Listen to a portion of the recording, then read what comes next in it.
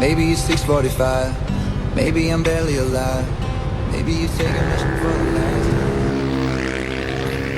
Magandang umaga mga hotshots. Nandito kami ngayon sa Amadeo, Cavite at meron kaming short ride papuntang Tagaytay. Kasama ko pala si Mark. Ang gagamitin niyang motor ay Bristol 500 Veloce at samantalang sa akin ay Triumph Scrambler 400XC.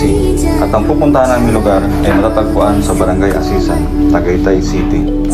Ang lugar na ito ay humigit kumulang 675 meters above sea level, kaya naman pagdating dito, ramdam agad ang malamig at preskong simoy ng hangin. At syempre, isa sa pinakamagandang dahilan para puntahan ang lugar na ito, tanaw mula rito ang Taal Volcano.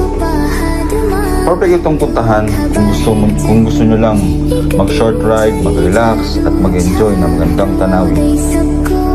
Dito na rin kami nagdesisyong magnanghalian habang ini-enjoy ang malamig na panahon at magandang view. Pagkatapos namin kumain at magpahinga ng kaunti, oras na rin pala bumalik at ipagpatuloy ang aming ride.